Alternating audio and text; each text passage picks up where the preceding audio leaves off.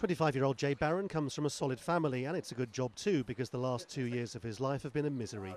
He took out a loan of only $225 while he was between jobs. He couldn't pay it off in time and had to do it again. He ended up with 7 different loans, totaling $5,000. He's paying it back, but even so, the lenders have harassed him so much, he keeps having to change his phone number. They just ring up and just be really harsh towards you. They won't care what situation you're in or what's happening, or they just went, oh, you got the money? No, all right, okay, we'll send the courts along, or we'll send bailiffs round. We'll get our money somehow. This is Gillingham, southeast of London. It's increasingly run down, except for the spike in loan shops, 4 on this little high street.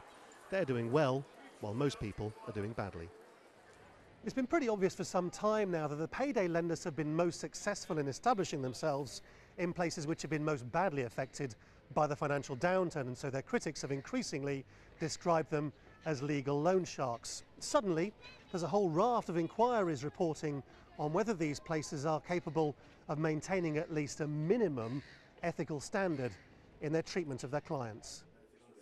The Citizens Advice Bureau here has been overwhelmed. It's shocking the amount of debt. The average level of debt here at the moment is £43,000 per person coming through this door. So last year we had 36,000 visits through the door, and the average debt of all of those clients was £43,000 each, unsecured. Faced with this welter of criticism, the industry is trying to insist it can limit the damage to people's lives. They do have debt collection practices. They will, of course, try to recover the money that's owed to them. But they're responsible lenders, and they'll collect debt in a responsible way. And if you're having problems, they'll work with you on longer repayment plans, work with debt advice charities.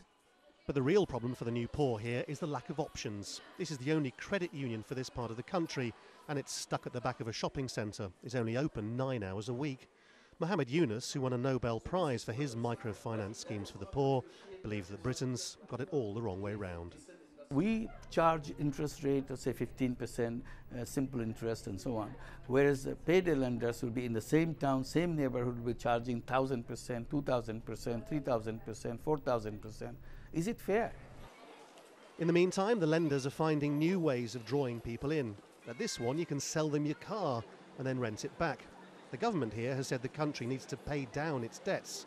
On the streets, the very opposite is happening. Lawrence Lee, Al Jazeera, in Gillingham.